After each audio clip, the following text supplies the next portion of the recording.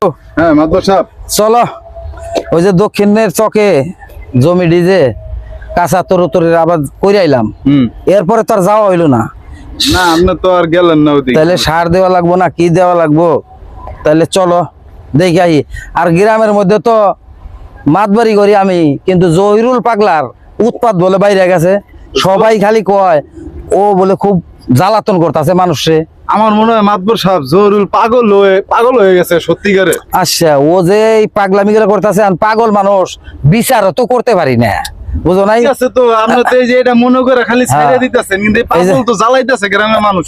এই যে দেখো, ওই যে নাম কইতে কইতেই শয়তান আয়া হাজির। সব দেখেন আপনি যে নাম লইছেন, এই যে আপনার খেতে কি করতেছে আচ্ছা দেখেন। চলো তো যাইয়া দেখি আমার জমিতে ওই জহুরুল পাগলা কি করে।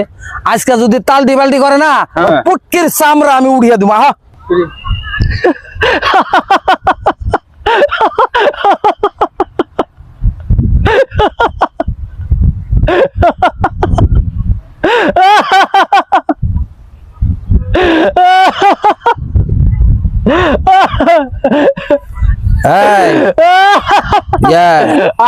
বাবু মাদবর সাহেব, দেখো না, পাগল তো ওইসে ভবের পাগল হইছে, ওরে পাবনা পাঠাই দেবো। কিরে পাগল কি কয়? কি? আসসালামু আলাইকুম। ওয়ালাইকুম আসসালাম। সালামটা তো ভালো দেশ, আবার নাম পড়ে তা জহুরুল পাগলা। হ্যাঁ, জহুরুল পাগলা নাম। তা আমার জমির মধ্যে তুই কি করিস আর আমার জমিটা নষ্ট করতেছাস পারিয়া? কিরে কথাটা কি? হ্যাঁ মাদবর সাহেব, পাগল রে ভালো করতে কেমনে আমার জানা আছে মাদবর সাহেব।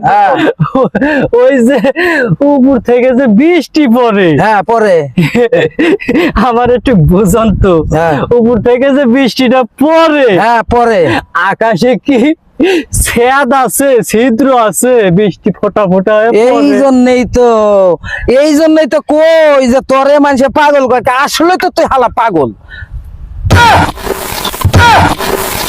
আমি পাগল না তুই পাগল?